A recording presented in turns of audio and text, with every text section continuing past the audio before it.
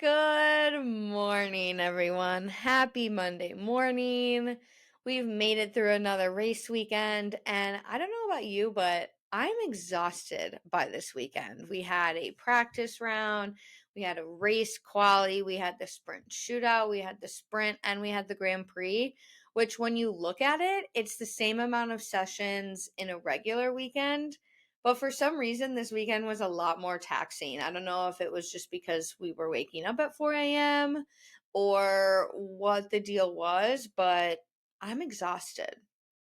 And it's thanks to F1 this weekend. So, again, it might have been the fact that it was crazy starting on Tuesday when the sprint format was announced, but it really continued throughout the weekend. And here we are. It's Monday morning. We're exhausted, but let's talk about the race. Let's talk about the weekend.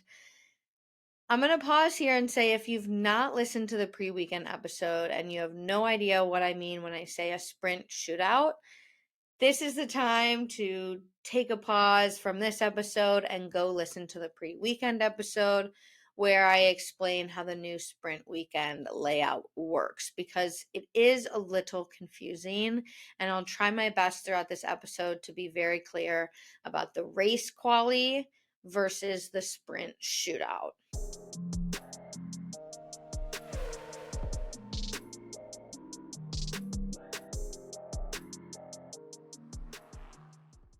This weekend, Leclerc was able to give Ferrari some hope.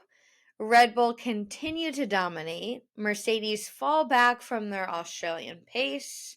Aston Martin had some DRS issues, but McLaren's upgrades seem pretty decent. Let's get into the details of the weekend, starting off with the king of the streets, Sergio Perez, our two-time race winner this weekend. So in the race quali, he took third, which is the grid position that Max won the race from back in 2022. He beat out Leclerc and Max in both the sprint and the race. In the sprint, he managed to pull ahead of Charles after the restart thanks to his DRS.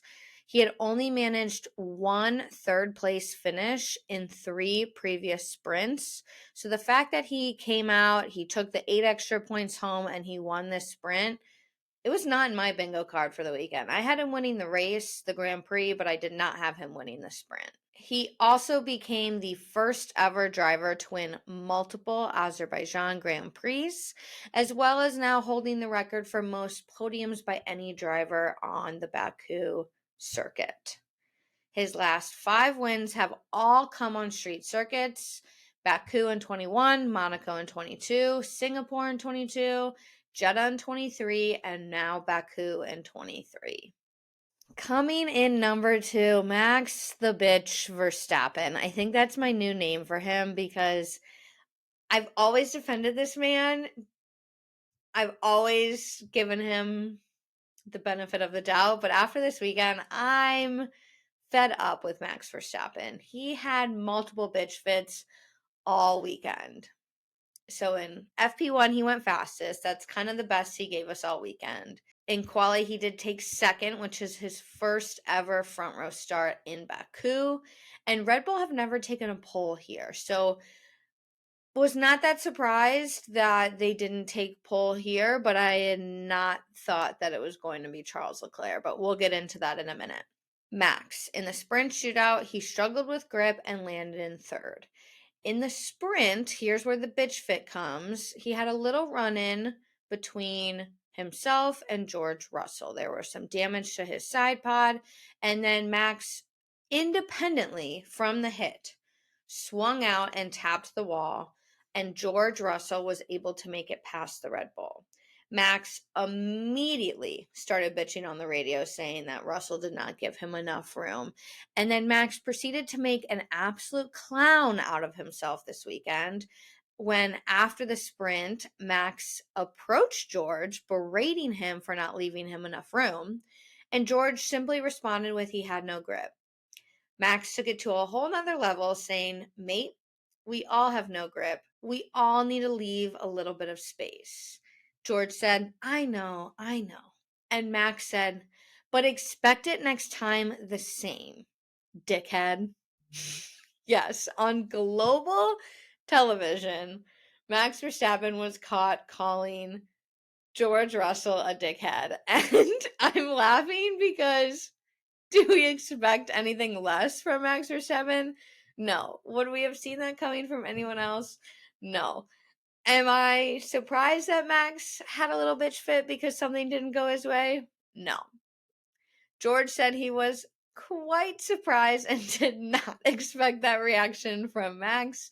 George even said he thought Max was just coming up to say great battle today, but nope, he got called a dickhead. So that's Max. And like, again, I just have to laugh at it because it's Max. Like, I don't expect any better character from him. I'm sorry, but that's who he is. But I'll move on. In the race, Max finished second, and he was on podium for only the second time in Baku. I will say, though, that his 81st podium finish surpasses Senna's career total on the day before the anniversary of Senna's passing, which happened in 1994. So, congrats to Max for passing Senna's record, and rest in peace to Senna as well. In number 3, we had Charles Leclerc. He made it clear this weekend that the Mercedes rumors will have no impact on his F1 future. And after taking pole in the race qualies on Friday, he pointed to the prancing horse on his chest, and we knew that that man was staying at Ferrari. He said, "I'm fully committed to Ferrari and I love Ferrari. It has always been a dream for me to be in this team, and my main priority is to win a championship with this team. So the whole Mercedes rumors, it's not something in my mind." In quali, while the Red Bull was faster in a straight line, we saw that all weekend, Ferrari were simply quicker in the corners. Charles was able to keep it together and take his third consecutive pole position in Baku. He and Max actually scored identical times in their first Q3 runs, but Leclerc was able to pull ahead and take pole. In the sprint shootout, Charles showed up once again, held it together, and took pole yet again to ensure he was starting first in Saturday's sprint. He did crash out in the wall with 0 seconds remaining on the clock with a yellow flag coming out. It was quite humorous to see a damaged, beat up, missing half a front wing car in the P1 position where they park the vehicle. So he did it. He made it through. That's all I got to say. He made it through. In the sprint, he reported a cut. He was like, "Oh, I have a cut," or "Oh, there's a cut." But really, it was a cat. So there was a cat on track under the safety car. The cat ran away, and Charles was not cut. Again, just one of the memeable moments of the weekend. His P2 finish in the sprint gave him 7 points, which is more points than he's had all season.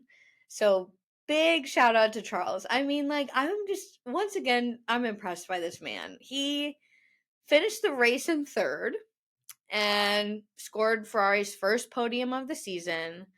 But this is the 8th consecutive time that Charles has failed to convert a pole into a win. So we need to still do a little soul searching with Leclerc, but this weekend I'm happy with what he gave us, and he's a winner in my book this weekend. In 4th place, we had Fernando Alonso. In the sprint, he managed to get around Lewis for 6th, and in the race, he landed P4, which means he has finished in the top 4 every race.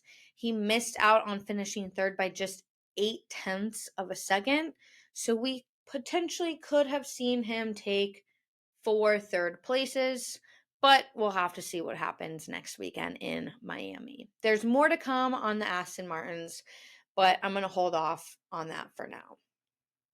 Carlos Sainz. In quali, he took 4th, meaning the grid was a Ferrari, Red Bull for the 2nd straight year in Baku. In the sprint shootout, he lost out on a final hot lap with Charles's crash, so he took 5th. He pulled off some great defending in the sprint, which kept him in P5, but all in all, he struggled to match Charles' pace all weekend. His P5 finish in the Grand Prix means that he is the driver with the most points thus far without a podium. I want to see him up on podium, and I want to see it now. I would love to see it in Miami.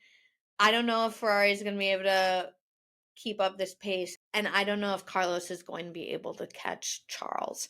I'm really hoping so. Again, I'd love to see a podium ASAP from him. Lewis Hamilton was down in 6th. In FP1, he suffered a brake issue, which caused him to pit early in the session. In quali, he took 5th, meaning he was out-qualified for Russell for the first time this year. And in the race, he finished 6th, which gives Lewis his worst result of the season thus far. Like I said in the intro, Mercedes has definitely lost some pace since Australia. We'll have to see if they can re-find it for Miami. Lance Stroll, my dude, he's got some of the best overtaking moments of the year, and in the sprint, he managed to get around Albon in a killer move. He ended the race in P7, and he's only failed to score points in Saudi this year. So the man who had 2 broken wrists at the beginning of the season has taken points in 3 of the 4 races. And again, coming back to the Aston Martins in a little, there's something I want to talk about that they had issues with this weekend, but I'm holding off. George Russell, he finished P8 in the race and stole the fastest lap from Max. I think that's plenty to say about George Russell. He had quite a dramatic weekend with Max calling him a princess and all the drama that I spoke about when we were talking about Max. So I'm just gonna leave George at that. Again, we'll have to see where Mercedes is in Miami because it wasn't their weekend. But it was a good weekend for McLaren. So it starts with Lando Norris, who took a P9 in the Grand Prix. In the sprint, he did lose 7 positions, and that's because he chose to start on soft tires, which did not happen for him. It just did not click, and it was not pretty. So he put mediums on, and he lasted much longer and was able to finish the sprint. In the sprint shootout, he did make it into SQ3, but he did not have the mandatory new set of softs, so he sat out of the final session. And in FP1, the first session of the weekend, he came in 5th, showing off the new and improved McLaren, which has come a long way since race 1. Someone that I've been keeping my eye on this year, like intently keeping my eye on, is Yuki Tsunoda. So not only has he finished the last 5 races with either a P10 or P11, he's also just been on average doing much better than he was doing last year. In quali, he took 8th, which was his first Q3 and AlphaTauri's first Q3 of the season. Early in the sprint race for Yuki, right around the time that Max was wrapping up his bitch fit, Yuki had a moment of understeer, which caused him to touch the wall at the exit of 14 after he made contact with Nick de Vries. He made it back to the pits after losing a wheel, and as soon as he came back into the race, we all knew he shouldn't have been there, and AlphaTauri should have never have let that car come back out on track. In fact, they were fined 5,000 euros for releasing the car in an unsafe condition because as soon as he got back on track, it was clear the damage was too much and it forced a full safety car. Again, McLaren having a much better weekend than past weekends. Oscar Piastri, in quali, he set an identical time to Lance, and this was the first time that both McLarens have made it to Q3 this year. He could have made it into P10, however, his teammate took that spot from him and then couldn't even compete because he was out of tires. So poor luck for Piastri in that moment. Alex Albon took 12th in the race and 9th in the sprint, which is the highest finish by a Williams in 2023. Kevin Magnussen had a tough weekend. In FP1, he came to a stop thanks to a loss of fuel pressure. In quali, he was called to the pits early to retire.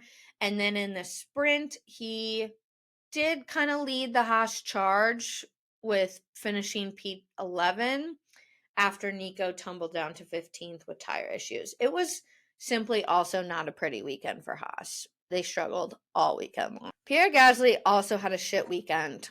15 minutes into the FP1 session, there was a huge cloud of smoke pumping out of his car thanks to a hydraulic issue causing flames and the smoke. There was a red flag, and his car looked like an oil refinery. That's how dark and thick and black the smoke was. In quali, he brought out another red flag after hitting the wall and crashing out himself. He apologized the fact that the team had pulled the car back together, and then he put it in the wall the very next session.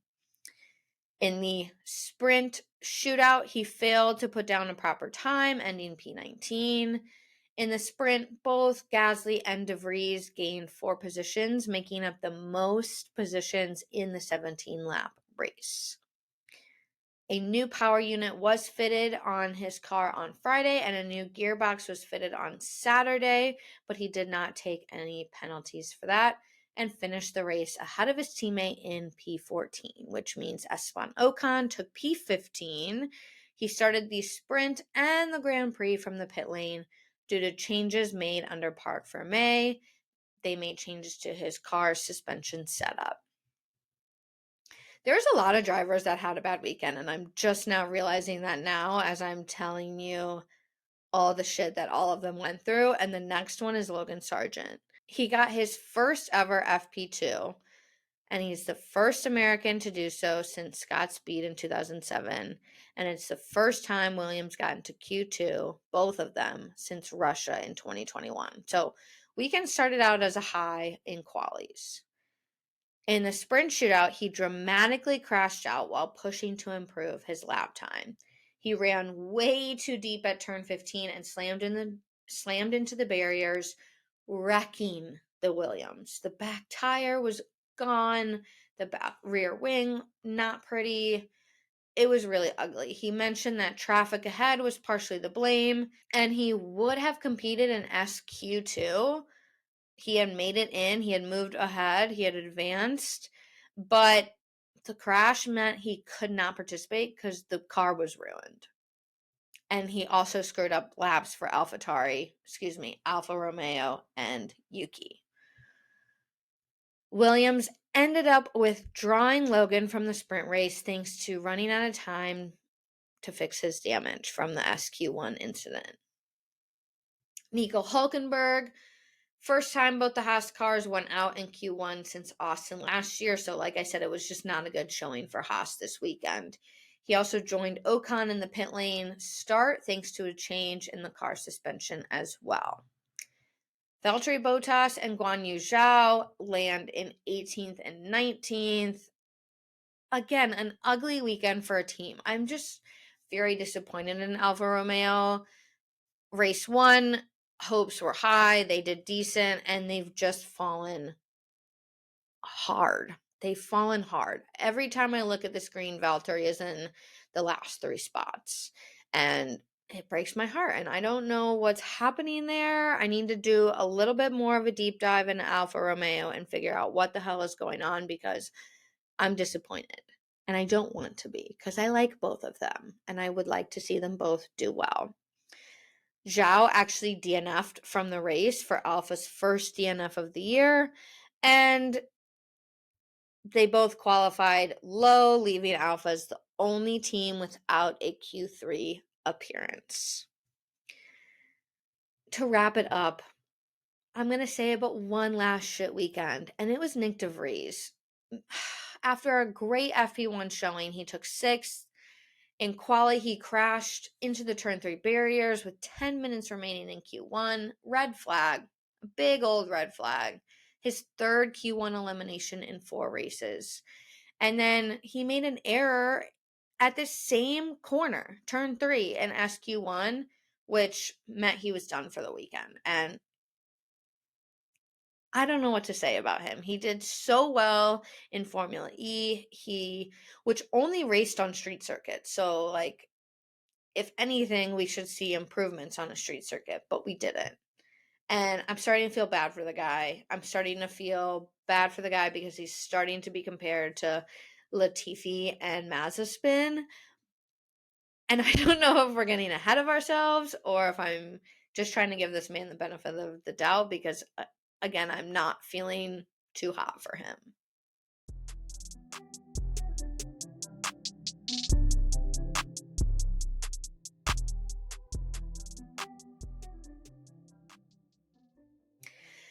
My winners of the weekend are Checo, obviously. He did phenomenal, and Checo over Max any day. McLaren are also my winners of the weekend. The updates seem to be improving performance, and they scored points for the second consecutive weekend in a row. So I'm happy that things are changing in that camp. My losers, Alpine. Both drivers were done in FP1 because they ran checks on Ocon's car after the Pierre issues. And Alpine are now pointless in consecutive races. And I just had I had so many higher hopes for them, especially with how they were framing how their year was going to go. I'm finally getting to the Aston Martin thing because they're my honorable mention. They qualified P6 and P9 in the race qualies, but both drivers suffered from DRS issues, which cost them time on Friday. So to give you a quick explanation, at some times the DRS flaps were opening, sometimes they weren't. It went back and forth on both of the cars. This is because they introduced a new rear wing, which they were clearly having trouble with. So they also qualified 8th and 9th in the sprint shootout, and they finished P7 and P4 in the race with Alonso in P4. I'm giving them the honorable mention because despite all of the issues they had with their DRS on Friday and Saturday, they eked it out on Sunday and gave us a pretty decent result considering everything that happened the previous 2 days. The last award, disappointing award, I don't even know what to call it. My biggest loser of the weekend is whoever allowed the media personnel on to the pit lane before the race was over. I'm not sure if you've seen it. I'm not sure if you caught it. It was at the very end of the race, but there was a group of 20-ish media personnel standing by the entrance to the pit lane. Esteban Ocon was coming in and had to slow down to avoid bowling through 12 people. They were jumping out of the way at the last second to not be hit by Ocon. And not only is this one of the more dangerous things I've seen happen, it's also following Australia where people were let onto the grid early as well. And it's embarrassing to the sport. I don't know who's allowing things like this to happen, but it's dangerous and embarrassing. And so that's why whoever was in charge and whoever's to blame gets my biggest loser of the week award.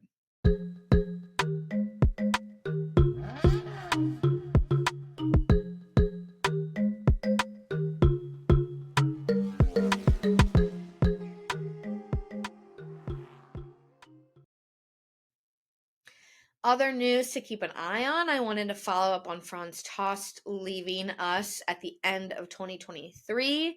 He confirmed it was his decision, one that he made 2 years ago. He said, "It was my decision. It started 2 years ago. I discussed it already with Dietrich Matterschitz in those days because I'm 67 years old. And when I was younger, I always said to myself, if you're in a leading position, you should not glue on the seat.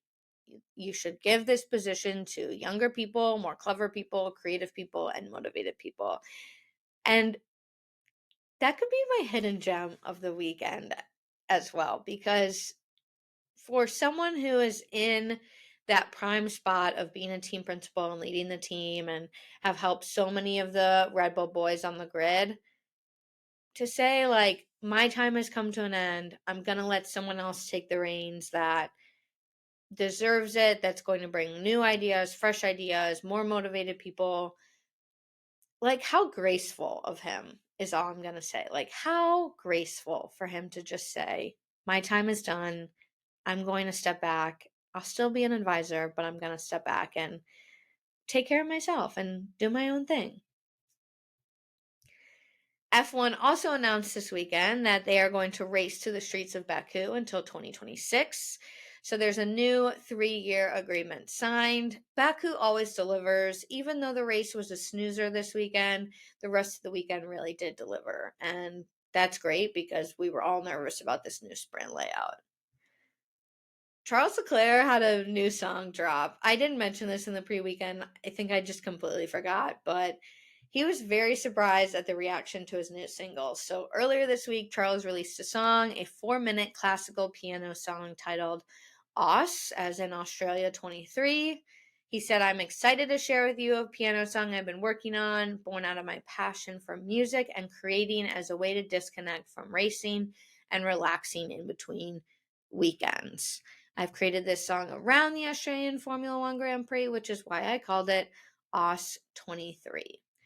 This debuted on the top 10, and I know all of us Formula One stans are out there listening to this over and over and over again, which got it up there, but he was absolutely blown away by the support that he's received by that, and I can't wait to hear more. If you've not listened to it, it's beautiful, and I'm not just saying that because it's Charles Leclerc. It's actually a beautiful song. Highly recommend you go take a listen. In our standings rundown, Charles Leclerc, our man, our pianist, our pole position man, popped up 4 places in the championship standings, while Oscar Piastri moved up 2. Red Bull gained a total of 57 points this year, putting them in the clear lead with an advantage of 118 points. And Williams dropped to 10th in the Constructors' Championship. This upcoming weekend, we will be racing in Miami. If you're in Chicago, I'd love to see you at our watch party, which will take place at 2 p.m. on Sunday.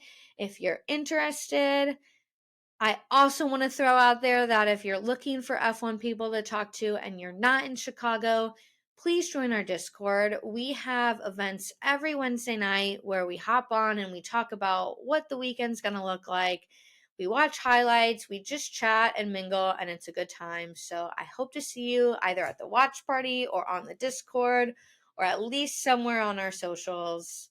And I hope you guys have a great day. I'm going to go take a nap because, like I said, this weekend was a snoozer on Sunday and overwhelming the rest of the weekend. And I think we all just need a nice little snooze ourselves. Thank you so much for listening to another episode of Dirty Driving.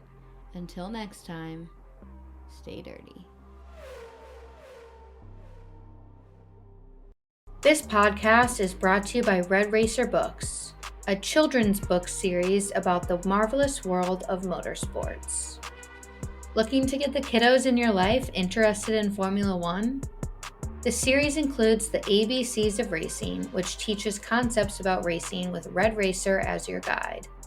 The 34-page book is full of gorgeous illustrations inspired by actual tracks and racing situations around the world. The series also includes the book All About Race Cars, a guide to Formula One race cars. Red Racer is joined by Roxy the engineer, and they walk you through all the ins and outs of F1. This book is packed with 40 pages of beautiful illustrations teaching STEM facts about F1 cars. Red Racer Books is on a mission to give kids in the U.S. and beyond a global perspective on sportsmanship, diversity, science, and technology. Dirty Driving listeners can get 20% off Red Racer Books' entire series using the code Dirty Driving. Head over to redracerbooks.com to buy the kiddos or the adults in your life their new favorite book.